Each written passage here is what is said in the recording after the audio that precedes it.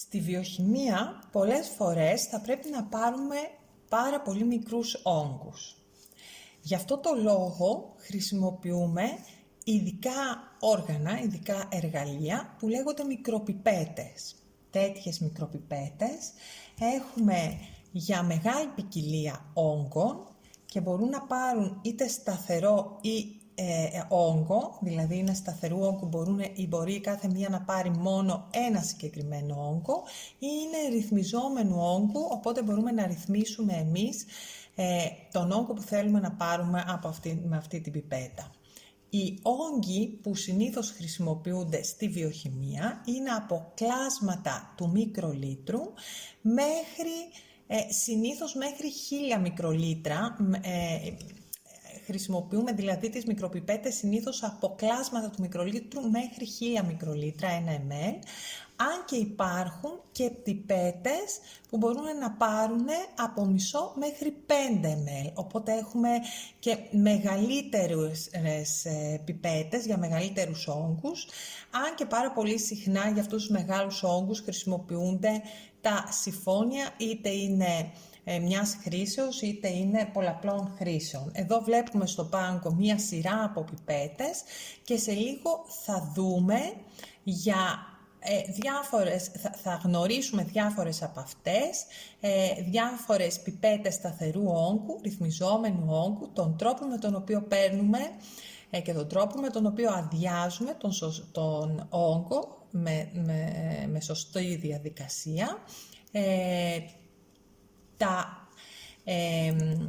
πρόσθετα που χρησιμοποιούμε στο άκρο της πιπέτας, ρύγχη, για να πάρουμε τα διάφορα υγρά και πώς αποσπούμε από την πιπέτα στη συνέχεια αυτά τα ρύγχη, όλες αυτές τις διαδικασίες.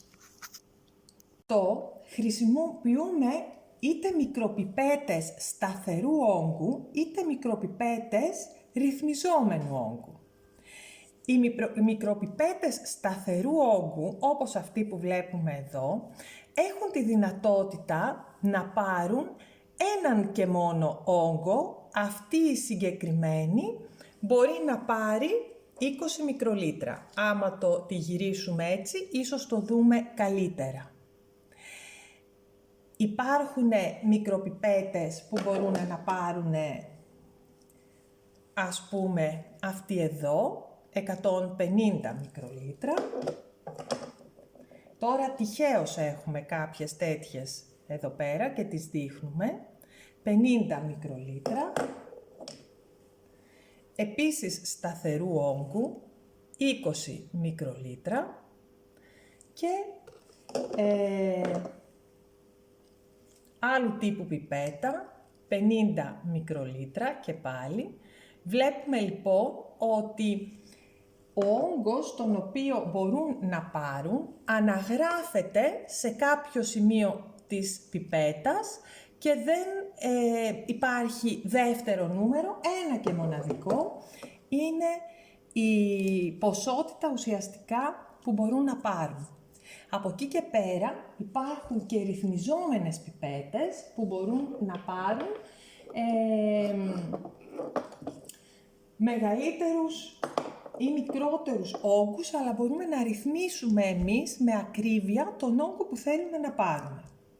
Ας δούμε πρώτα πώς παίρνουμε μία ποσότητα με την μικροπιπέτα. Παραδείγματος χάρη, ας πάρουμε αυτή την πιπέτα των 150 μικρολίτρων και ας δούμε πώς θα πάρουμε. Βλέπουμε ότι ανάλογα με το μέγεθος του όγκου που παίρνει μία μικροπιπέτα, μπορούμε να έχουμε και διαφορετικά μεγέθη στις μύτες της πιπέτας, στο άκρο. Εάν δούμε εδώ μία πιπέτα που παίρνει 1 ml και πάλι σταθερού όγκου, βλέπουμε ένα παχύτερο άκρο. Για κάθε τύπο μικροπιπέτας υπάρχουν διαφορετικά ρύγχη, όπως λέμε, τα οποία θα τοποθετηθούν στο άκρο της πιπέτας, έτσι ώστε όταν παίρνουμε ένα υγρό να μην λερώνεται η πιπέτα, αλλά να λερώνεται το ρίγχος. Ας ξεκινήσουμε μάλλον με την πιπέτα του 1 ml. Για αυτού του είδους τις πιπέτες, τα ρίγχη είναι αυτά. Αλλιώς στα αγγλικά ονομάζονται tip, είναι συνήθως μπλε χρώματος, αλλά μπορούμε να τα δούμε και ως άσπρου χρώματος και τα τοποθετούμε καλά στο κάτω άκρο της πιπέτας. Ένα ρίγχος ποτέ δεν το πιάνουμε από την άκρη, ανεξάρτητα αν το έκανα εγώ τώρα για λόγους επίδειξης, αλλά όταν το χρησιμοποιούμε, αν θέλουμε να το τοποθετήσουμε στην πιπέτα, θα το πιάσουμε από το επάνω μέρος για να μείνει καθαρό. Πολλές φορές μας χρειάζεται μέχρι και αποστηρωμένο το ρίγχος. Διαφορετικά, μπορούμε να χρησιμοποιήσουμε ειδικά ρακ, στα οποία είναι τοποθετημένα τα ρίγχη μας, όπως αυτό εδώ. Βλέπουμε εδώ πέρα πώς είναι τοποθετημένα και να πάρουμε με την πιπέτα απευθείας από εκεί. Μπορούμε να το σφίξουμε για να είμαστε σίγουροι ότι δεν θα πάρει αέρα και θα πάρει το σωστό όγκο και στη συνέχεια θα πρέπει να πάρουμε την ποσότητα που μας χρειάζεται. Αυτή είναι του 1 ml και θα πάρει 1 ml. Για το σκοπό αυτό πατούμε το έμβολο που υπάρχει εδώ. Λοιπόν, αυτό το έμβολο όταν το πατήσω, καταρχήν κρατάω την πιπέτα με αυτόν τον τρόπο. Έχει εδώ μία προεξοχή, έρχεται σε αυτό το σημείο και στη συνέχεια θα πατήσω το έμβολο με αυτό το δάχτυλο, το μεγάλο δάχτυλο, τον αντίχειρο. Πώς θα πάρω τώρα? Όταν πατήσω το έμβολο, τότε στην αρχή μπορώ να φτάσω μέχρι σε ένα σημείο και εκεί συναντώ μια δυσκολία. Αν συνεχίσω να πατάω, τότε θα δω ότι μπορώ να σπρώξω το έμβολο λίγο πιο κάτω. Εδώ. Δεν θα το πατήσω σε αυτή τη δεύτερη σκάλα όπως λέμε. Θα σταματήσω στην πρώτη δυσκολία, το λέμε στην πρώτη σκάλα. Θα βυθίσω το έμβολο μέσα και θα το αφήσω σιγά σιγά να ανέβει το υγρό προς τα πάνω. Βλέπουμε λοιπόν ότι το υγρό ανέβηκε. Τώρα, όταν θέλω να το αδειάσω, αυτό που θα κάνω είναι να πατήσω πάλι το έμβολο και θα δούμε ότι αδειάζει, αλλά άμα φτάσω στην πρώτη σκάλα, κάτι απομένει. Μπορώ να το δω εδώ, άμα φέρω πιο κοντά το ρίγχος μου. Και για να το διώξω αυτό, πρέπει να πατήσω στη δεύτερη σκάλα, δηλαδή να δώσω ακόμη μεγαλύτερη πίεση και να πάει μέχρι κάτω το έμβολο, οπότε τώρα έχω διώξει και την τελευταία σταγόνα. Άρα, όταν παίρνω το υγρό, πατάω το έμβολο μέχρι την πρώτη σκάλα και όταν το αδειάζω, τότε θα πατήσω μέχρι τη δεύτερη σκάλα. Πρώτη σκάλα, βυθίζω, παίρνω, αδειάζω, πρώτη και μετά δεύτερη σκάλα για να αδειάσω πλήρως. Λοιπόν, αυτός είναι ο τρόπος με τον οποίο θα πάρω το υγρό που μου χρειάζεται, όποιο είδους πιπέτα κι αν χρησιμοποιήσω. Θεωρητικά, τον απόλυτα σωστό όγκο τον παίρνω όταν η πιπέτα έχει κατακόρυφη διεύθυνση.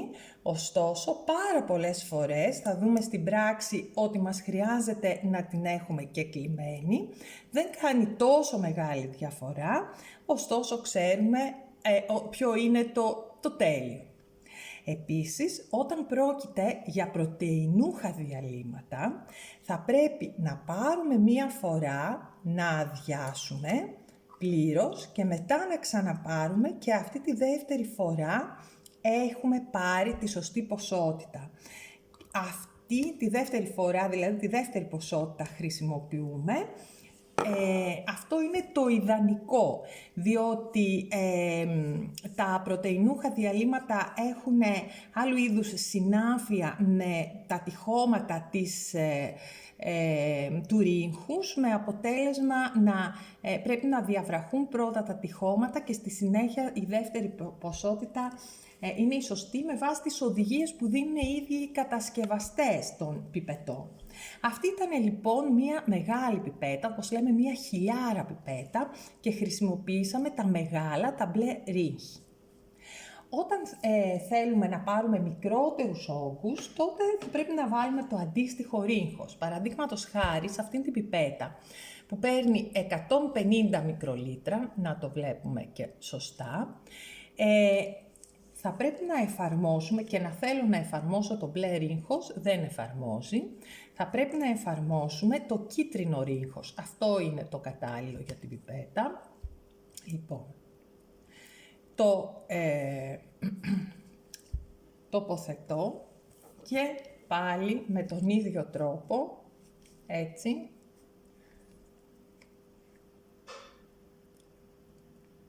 Πρώτη σκάλα πήρα, δεύτερη σκάλα πέταξα και την τελευταία σταγόνα. Λοιπόν, και αυτού του είδους τα ρύγχη είναι κατάλληλα συνήθως για πιπέτες από,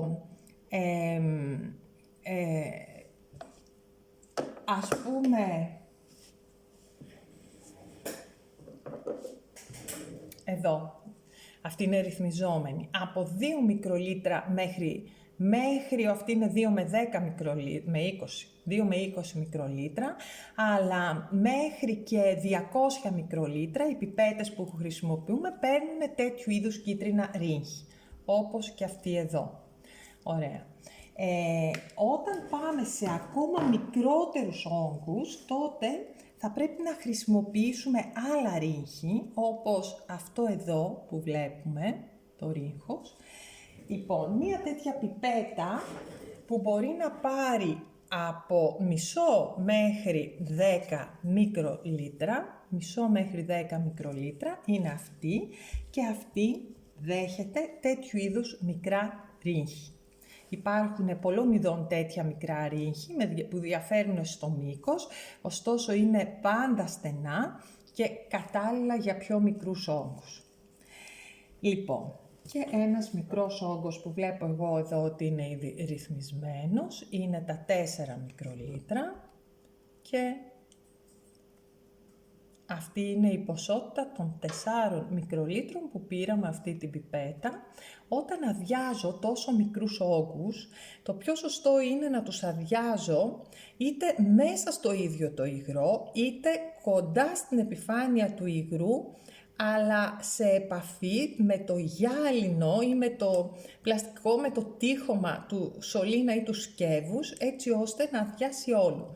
Διαφορετικά, το πιο πιθανόν είναι ότι ένα μεγάλο μέρος θα μείνει μέσα στο σωληνάκι ή γύρω από αυτό, και εάν προσπαθήσω να αδειάσω έτσι κάπως, εδώ δεν έπεσε καθόλου τόσο μικρός όγκος. Σε άλλες περιπτώσεις μπορεί να πέσει, αλλά τότε μπορεί με μία κάποια κίνηση που θα κάνω να βρεθεί κάπου έτσι ψηλά και να μην κυλήσει καν προς τα κάτω και να μην πάει μέσα στο υγρό που θέλω.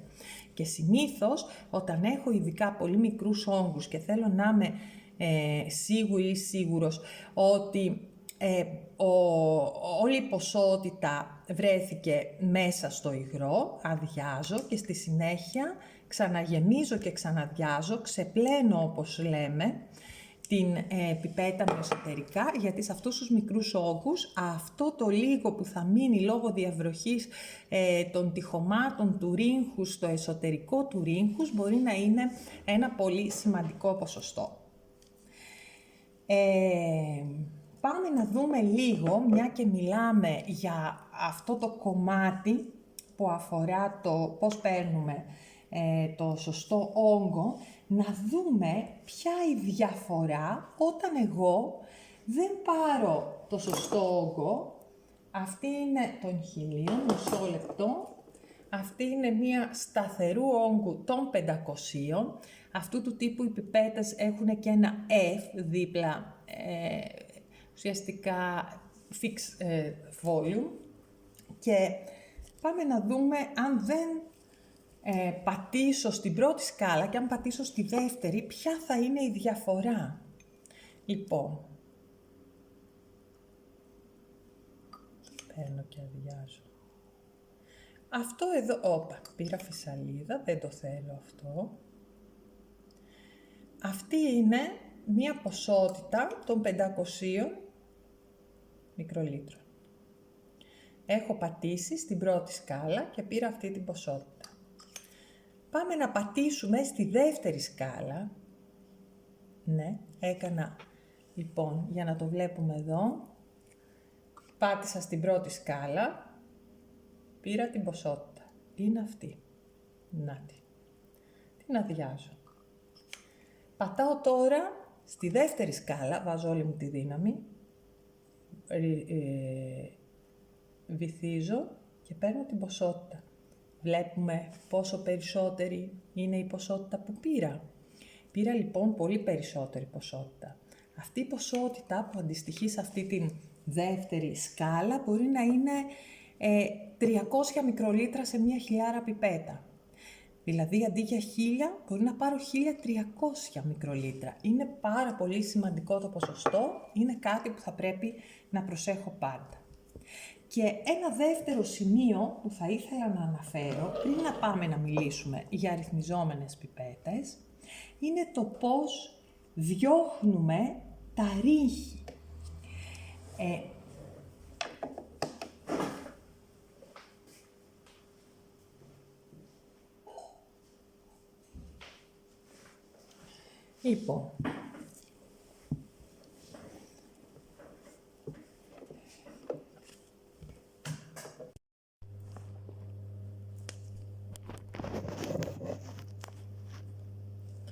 Λοιπόν, συνεχίζοντας, θα πάμε να δούμε τώρα, μιλήσαμε για το τι όγκους μπορούμε να πάρουμε, τι ρύχοι υπάρχουν που μπορούμε να χρησιμοποιήσουμε με τις μικροπιπέτες, του 1 ml για πιπέτα του 1, 200 ή 100 έως 1000 είναι τα μπλε ρύχη, μικρολίτρα. Για πιπέτες που παίρνουν από 2 μικρολίτρα μέχρι και 200 μικρολίτρα είναι τα κίτρινα ρύχη. Τα πολύ μικρά λευκά ρύχη είναι αυτά εδώ που είπαμε για τις πολύ μικρές πιπέτες, κλάσματα του μικρολίτρου μέχρι 10 μικρολίτρα. Και υπάρχουν και τα ρύχη που είναι για πολύ μεγάλες πιπέτες, αυτά εδώ που είναι πιπέτες που παίρνουν μέχρι και 5 ml. Μία τέτοια πιπέτα έχουμε εδώ, που είναι αυτή, και τοποθετούμε το ρύχος εδώ πέρα, αυτή τη στιγμή είναι λίγο ωραία. Τοποθετήσαμε το ρύχος εδώ και παίρνει μέχρι 5 ml. Βλέπουμε εδώ, αυτή είναι ρυθμιζόμενη, από μισό μέχρι 5 ml. Αν τη βάλουμε έτσι λίγο για να φανεί καλύτερα, είναι από μισό μέχρι 5 ml. Λοιπόν, το ζήτημα είναι πώς βγάζουμε τα ρύχη και είπαμε ότι τα ρύχη μπορούμε να τα βγάλουμε πιάνοντάς τα από εδώ πάνω, όμως μερικές φορές δεν θέλουμε, γιατί αυτό το εξωτερικό μπορεί κάπου να κούμπησε και να είναι μολυσματικό και να μην θέλουμε να μολύνουμε το χέρι μας και στη συνέχεια να μολύνουμε και ό,τι πιάσουμε έστω και με το γάντι μας. Οπότε, πολλές φορές, όλες οι πιπέτες έχουν ένα σύστημα που μπορούμε να διώξουμε το ρύχος αυτόματα. Λοιπόν, αυτή η πιπέτα έχει εδώ αυτό το έμβολο. Αυτό είναι το έμβολο με το οποίο παίρνουμε το σωστό όγκο. Και εδώ πέρα έχει ένα άλλο έμβολο, το οποίο άμα το στρίψω, βλέπετε τι γίνεται. Σηκώνεται προς τα πάνω το εσωτερικό κίτρινο μέρος, ακουμπάει εδώ στο γκρι και άμα πιέσω λίγο παραπάνω αυτό το έμβολο που έστριψα, αυτό εδώ, άμα το πιέσω λίγο παραπάνω θα το πετάξει. Άρα ένας τρόπος σε αυτές τις πιπέτες είναι με αυτό το έμβολο. Στρίβοντάς το πετάει. Ένας τύπος λοιπόν είναι αυτός. Οι Clean Pet έχουν αυτόν τον τρόπο. Ένας άλλος τρόπος είναι αυτός που έχει αυτή η πιπέτα. Λοιπόν, αυτό είναι το έμβολο με το οποίο παίρνουμε τον όγκο. Αυτό είναι το έμβολο με το οποίο θα πετάξουμε το ρίγχος. Βάζω το ρίγχος και με αυτό παίρνω τον όγκο και πετάω με αυτό. Ωραία. Λοιπόν, υπάρχουν πιπέτες αντίστοιχα, αυτή εδώ η πιπέτα. Με αυτό παίρνω την ποσότητα του υγρού και με αυτό το έμβολο που είναι δίπλα πετάω το ρίγχος. Και πάντα προσέχω λιγάκι όταν παίρνω, καλύτερα να έχω κάπως έτσι το χέρι μου, έτσι, ώστε αυτό το έμβολο να μην είναι πίσω από το δάχτυλό μου και να μπορεί να το μετακινήσω, να είναι στο πλάι για να μπορώ μετά όταν θέλω να το μετακινήσω, αλλιώς κατά λάθος μπορεί να πατήσω αυτό και αντί να πάρω τον όγκο να πετάξω το ρίγχος μέσα στο υγρό από το οποίο πρέπει να πάρω μία ποσότητα. Άρα ουσιαστικά εδώ με αυτό παίρνω ποσότητα και με αυτό πετάω το ρίγχος. Άλλη περίπτωση αντίστοιχες, αυτές οι πιπέτες είναι πολύ αντίστοιχες με την προηγούμενη που έδειξα. Έχουν εδώ το έμβολο που πετάνε το ρίγχος. Λοιπόν, οκ.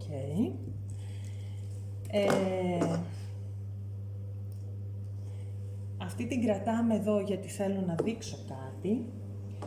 Και πάμε να δούμε μία άλλου τύπου πιπέτα, ας πούμε αυτή, η οποία έχει εδώ ένα έμβολο, πάλι όμως εδώ είναι αυτό το οποίο θα πατήσω για να διώξω το ρίγχος. Αυτές έχουν ένα έλασμα μεταλλικό.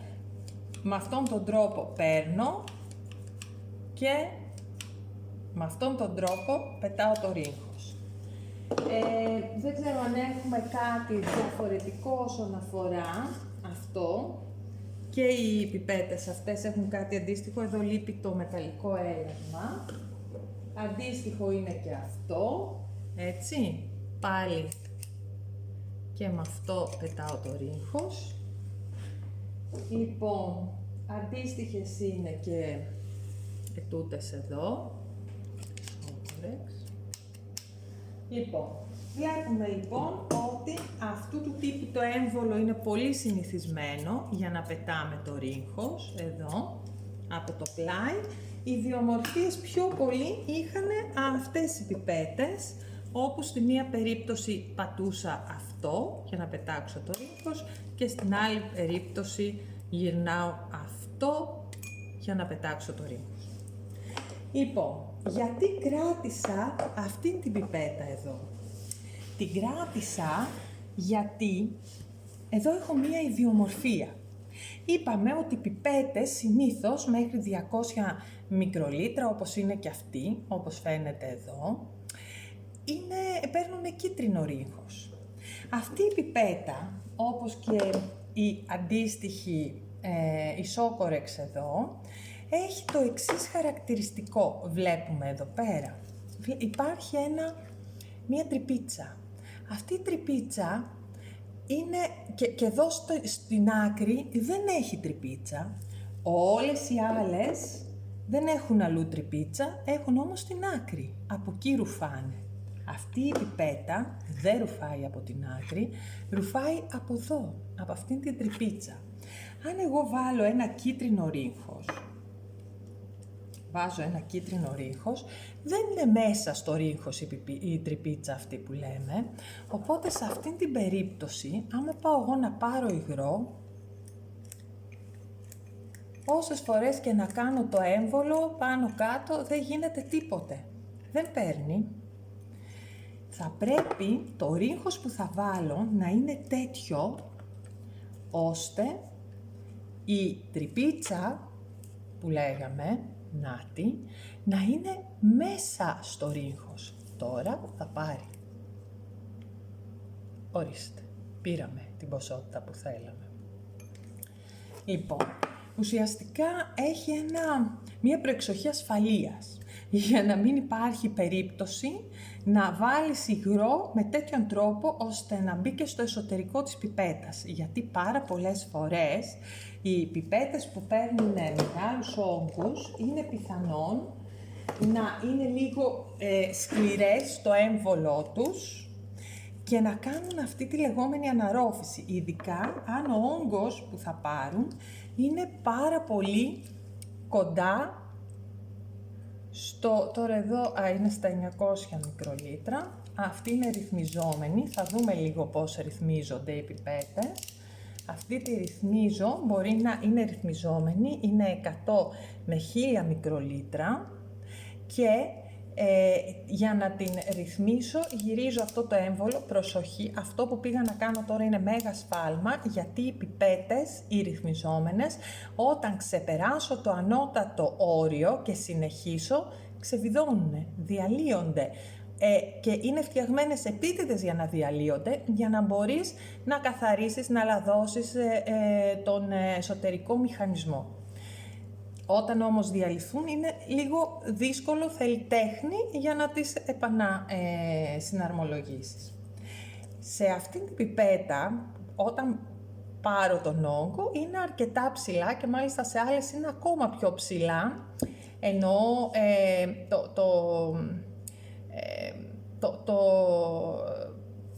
το σωληνάκι αυτό στο οποίο προσαρμόζεται το ρίχος έρχεται πιο κοντά στο υγρό. Εάν πάρω πάρα πολύ απότομα υγρό, αν αφήσω το έμβολο πάρα πολύ απότομα, αυτή είναι μαλακιά. Αυτή δύσκολα θα κάνω αυτό που λέμε αναρρόφηση. Υπάρχουν όμως άλλες πιπέτες που όταν αφήσω, είδατε, όταν αφήσω πάρα πολύ γρήγορα το έμβολο, τότε, αυτό γίνεται όταν το αφήσω γρήγορα. Τώρα αυτή, επειδή αναρρόφησε μια φορά, δεν μου το κάνει, ορίστε. Το άφησα γρήγορα, πήγε πάνω, έχει πάει μέσα, ορίστε, το βγάζει από μέσα. Αυτό δεν θέλω να γίνεται ποτέ, γιατί αυτό τι σημαίνει, αν αυτό δεν είναι σκέτο νεράκι όπως τώρα και είναι ένα υγρό το οποίο μπορεί να είναι διαβρωτικό για την πιπέτα, μολυσματικό κτλ. Έχω ελερώσει εσωτερικά την πιπέτα. Όταν το κάνω αυτό θα πρέπει να την καθαρίσω και υπάρχει τρόπος, μπορώ να το ξεβιδώσω αυτό και να το πλύνω, μπορώ ακόμη και να το αποστηρώσω. Οι περισσότερες πιπέτες είναι και αποστηρώσιμες. Λοιπόν, προσέχω λοιπόν το έμβολο, όταν το αφήνω μαλακά, παρατηρώντας να μην γίνει αναρρόφηση. Αν γίνει αναρρόφηση και μετά χρησιμοποιώ την ίδια πιπέτα, ουσιαστικά αυτό που κάνω είναι αυτά τα σταγονίδια που φαίνονται εδώ, ότι άφησε η πιπέτα, τα πετάω μέσα στο επόμενο διάλειμμά μου και το μολύνω και αυτό με ένα συστατικό που δεν θα έπρεπε, αν είναι και μολυσματικό, αν έχει και μικροοργανισμούς ακόμα χειρότερα κτλ. Αν είναι τοξικό, αν είναι οτιδήποτε. Άρα, προσέχω πάρα πολύ στους χειρισμούς των πιπετών. Και τώρα στο αμέσως επόμενο βιντεάκι ή στο αμέσως επόμενο κομμάτι θα μιλήσουμε για το πώς ρυθμίζουμε τις ρυθμιζόμενες πιπέτες, που και αυτές διαφοροποιούνται ανάλογα με το είδος της πιπέτας, γιατί έχουμε πολλές από διαφορετικές εταιρείες και έχουν διαφοροποιήσεις και ως προς αυτό.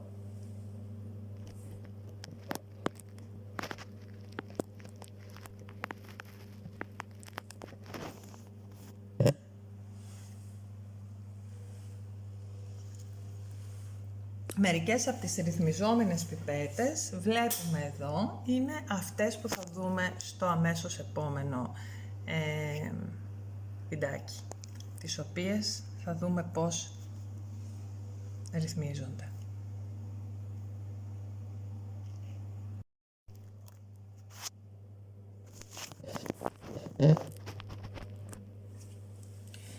Λοιπόν,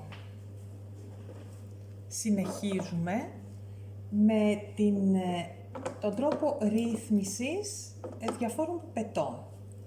Καταρχήν να δούμε τις ρυθμιζόμενες πιπέτες και να δούμε και τον τρόπο ρύθμισής τους. αυτή είναι μια ρυθμιζόμενη πιπέτα που μπορεί να πάρει, όπως λέει εδώ, από μισό μέχρι 10 μικρολίτρα. Ρυθμίζουμε γυρνώντας αυτό εδώ και βλέπουμε πως ρυθμίζεται, μεταβάλλεται ο όγκος εδώ πέρα. Εδώ τώρα μας δείχνει 3,1. Γενικά μας δείχνει με μαύρα γράμματα το ακέραιο μέρος του αριθμού και με κόκκινα το δεκαδικό. Θα μπορούσαμε να το πάμε πολύ παραπέρα, ας πούμε τώρα είναι στο 5,1. Μπορούμε να το γυρίσουμε και να το πάμε στο 5,2, αλλά μπορούμε να το πάμε θεωρητικά και σε μικρότερα, δηλαδή μικρότερες υποδιαιρέσεις, γιατί βλέπουμε ότι έχει τις ενδιάμεσες γραμμούλες ανά 0,02, δηλαδή 5,22, 0,24, 0,26, 0,28, 5,30. Στην πραγματικότητα βέβαια, εντάξει, το δεύτερο δεκαδικό δεν ξέρω πόση ακρίβεια μπορεί να μας δώσει, αλλά ωστόσο υπάρχει.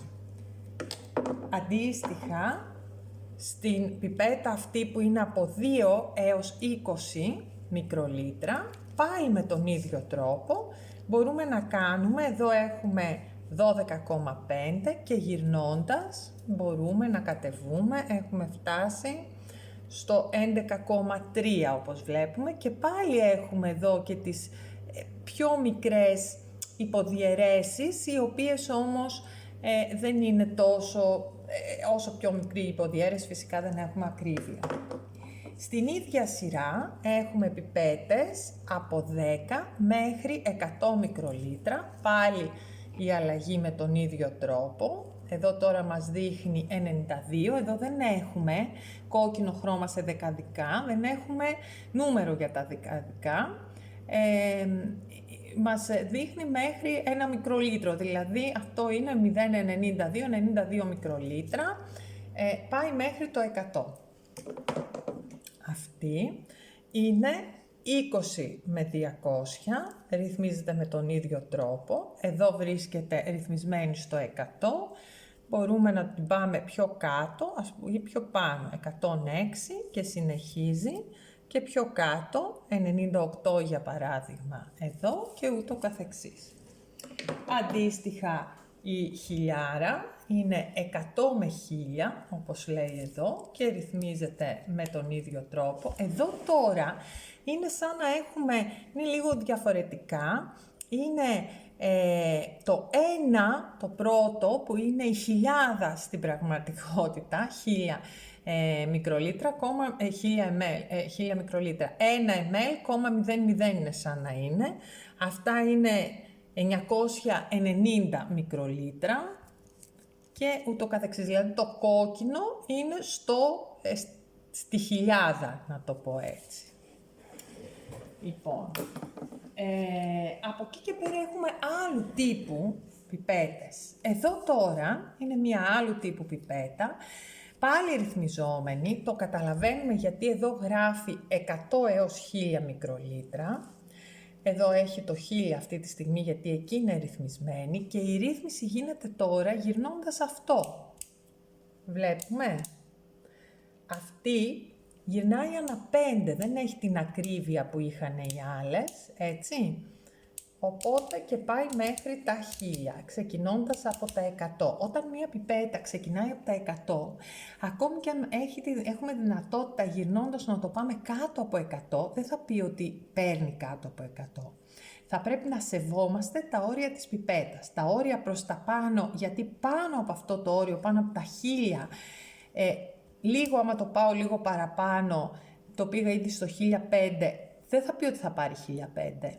Πρώτον αυτό και δεύτερον, ειδικά παραπάνω άμα το πάω μπορεί να διαλυθεί η πιπέτα και να πάρω το έμβολο χωριστά και να πρέπει να την επανασυναρμολογήσω, γιατί αυτός είναι ο τρόπος με τον οποίο την αποσυναρμολογούμε. Άμα πάω παρακάτω, απλώς δεν θα πάρει τον όγκο που λέει. Θα πάρει με ακρίβεια τους όγκους που υπόσχεται, από 100 μέχρι 1000 μικρολίτρα. Λοιπόν, με αντίστοιχο τρόπο, γυρνώντας από εδώ το έμβολο, ρυθμίζεται και η πιπέτα που είναι από μισό μέχρι 5 και παίρνει αυτά τα μεγάλα ρύχη. Και λοιπόν, οπότε ουσιαστικά αυτός είναι ο τρόπος. Τώρα, στις τύπου Gilson πιπέτες έχουμε και άλλη μία πιπέτα, η οποία είναι ιδιαίτερη. Αυτή είναι μία πιπέτα, πολυπιπέτα, με την οποία μπορούμε να πάρουμε τον ίδιο όγκο, και αυτή είναι ρυθμιζόμενη, από 50 μέχρι 300 μικρολίτρα. Βλέπουμε ότι μας θυμίζει πάρα πολύ τις τύπου Gilson πιπέτες, έτσι. Και μπορούμε να αλλάξουμε, αυτό είναι ρυθμισμένο αυτή τη στιγμή στα 150, το βλέπουμε. Μπορούμε να αλλάξουμε τη ρύθμιση πάλι από εδώ, έτσι, από αυτό. Λοιπόν, 150, το βάζω τώρα εγώ, 130 ας πούμε μικρολίτρα, εντάξει. Λοιπόν, και πάλι έχουμε εδώ το έμβολο, όπως της Gilson, και τώρα ας πάρουμε να τη χρησιμοποιήσουμε κιόλας για να δούμε και τη χρήση μιας τέτοιας πιπέτας. Ωραία. Λοιπόν, κοιτάξτε πώς παίρνουμε. Μπορούμε να πάρουμε όλα πόσα έχουμε. 1, 2, 3, 4, 5, 6, 7, 8. Μία οκτάδα μαζί. Τα βάζουμε έτσι. Πατάμε. Και μετά τα σηκώνουμε και τα έχουμε πάρει όλα μαζί. Και μπορούμε να τα γεμίσουμε όλα μαζί. Έτσι. Λοιπόν, αυτό μπορούμε να το κάνουμε. Φυσικά τώρα εγώ πρόχειρα έχω βάλει νερό σε ένα σκεύος. Το βυθίζουμε μέσα στο υγρό και παίρνουμε. Λοιπόν, πατάω το έμβολο κανονικά, έτσι όπως ξέρω. Προσπαθώ τώρα να το φέρω με έναν τρόπο που να φαίνεται καλύτερα στην κάμερα η διαδικασία. Πατάω, πάλι πρώτη σκάλα, παίρνω. Γεμίσανε όλα μαζί με την ίδια ποσότητα και τώρα μπορώ να τα πάω να τα βάλω σε σωληνάκια που βρίσκονται στις κατάλληλες αποστάσεις, αν και αυτό είναι φτιαγμένο για χρήση σε πλάκες μικροτιτλοδότησης, όπως η πλάκα που βλέπουμε εδώ. Εδώ έχουμε μία πλάκα μικροτιτλοδότησης, βλέπουμε, οπότε μπορώ να πάω και να γεμίσω μία οκτάδα. Οπότε κάνω τη δουλειά μου γρήγορα, χωρίς να έχω, κερδίζοντας χρόνο και χωρίς να έχω μεγάλα διαστήματα από την μία οκτάδα στην άλλη, έτσι ώστε, ειδικά σε περιπτώσεις που ο χρόνος μετράει πάρα πολύ, να έχω ομοιομορφία στα αποτελέσματά μου. Αυτή είναι λίγο μία τέτοια πιπέτα και μπορώ να πετάξω τα ρύγχη πάλι με τον ίδιο τρόπο. Έχει το σύστημα που πετάει τα ρύγχη και μπορώ να τα πετάξω όλα μαζί. Τώρα για να μην σκορπιστούν παντού θα τα πετάξω εδώ μέσα. Να το. Κατεβαίνει αυτό και πετάει τα ρύγχη όλα μαζί καθώς πατάω το έμβολο. Λοιπόν, οπότε είδαμε τι γίνεται και με πολλές από τις ρυθμιζόμενες πιπέτες και πάμε να δούμε δύο άλλες πιπέτες που έχουν τη δική τους ιδιομορφία. Λοιπόν, αυτή είναι επίσης μία ρυθμιζόμενη πιπέτα, όπως λέει εδώ, είναι 200 με 1000 μικρολίτρα. Λοιπόν, είναι μία πιπέτα που παίρνει μεγάλα ρύγχη φυσικά, αφού είναι 200 με 1000. Και κοιτάξτε τώρα τι περίεργη ρύθμιση που έχει αυτή η πιπέτα. Λοιπόν, έχουμε εδώ χαραγές και νούμερα, 200 300, 400, 500, 600, δηλαδή ανά 200 πάνε οι μεγάλες χαραγές και οι μικρές είναι στα 100 ενδιάμεσα. Και έχουμε και γύρω από την πιπέτα, το βλέπουμε, 0 και πάει 0, 10, 20, 30, 40, 50, 60, 70, 80, 90 και πάλι στο 0. Τώρα, αυτή τη στιγμή, είμαι στο 700 στην πραγματικότητα. Και πάω τώρα. 710, 720, 730, 740, 750, 760, 770, 780, 790, 800. Να το, έφτασα, εδώ είναι το 0 και είμαστε ακριβώς στη γραμμούλα του 800. Ωραία. Λοιπόν, είναι λίγο ιδιόμορφη όπως είπαμε αυτή η πιπέτα. Αντίστοιχα, ιδιόμορφη είναι οι Σόκορεξ αυτές. Την ίδια φυσικά ιδιομορφία έχει και η Σόκορεξ των 50 με 200 που βλέπουμε και πάλι εδώ. Εδώ τώρα είμαστε στο 100, 50, κάθε μικρότερη είναι ανά 10, 60, 70, 80, 90, 100 και πάλι μπορούμε να πάμε, προσέξτε. Λοιπόν, για να εμπεδώσουμε λίγο πώς ρυθμίζονται οι Σόκορεξ, ας δούμε και αυτή, η οποία είναι 50 με 200 μικρολίτρα ρυθμιζόμενη. Αυτή τη στιγμή είναι ρυθμισμένη στο 100. Βλέπουμε ότι έχουμε δύο μεγαλούτσικες γραμμές στο 50 και στο 100 και έχουμε και ανά 10 τις μικρότερες γραμμές. Μπορούμε λοιπόν να το πάμε ανά ένα μικρολίτρο, γιατί βλέπουμε 0, 1, 2, 3, 4, 5, 6, 7, 8, 9 και 10 ή 0 αντίστοιχα. Άρα αυτό που είναι στο 100, τώρα γυρνώντας προς τα εδώ γίνεται 101, 102, 103, 104, 105, 106, 107, 108, 109 και 110 και εμφανίστηκε και η λίγο μικρότερη γραμμή που αντιστοιχεί στην υποδιέρεση ανά 10.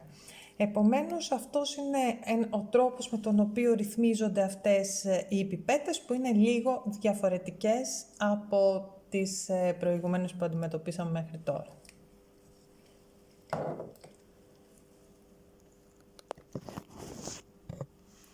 Τώρα, είδαμε πώς ρυθμίζονται οι πιπέτες, είδαμε πώς πρέπει να παίρνουμε και πώς πρέπει να αδειάζουμε τον όγκο που πήραμε από μία πιπέτα. Οι πιπέτες όμως θα πρέπει και να ελέγχονται σε τακτά χρονικά διαστήματα για να βλέπουμε αν συνεχίζουν να παίρνουν τον σωστό όγκο. Πρέπει να καθαρίζονται και πρέπει και να λιπαίνονται. Οπότε θα δούμε και αυτά σταδιακά στα επόμενα βίντεο και στο αμέσως επόμενο θα δούμε πώς ελέγχουμε αν μία πιπέτα παίρνει το σωστό όγκο.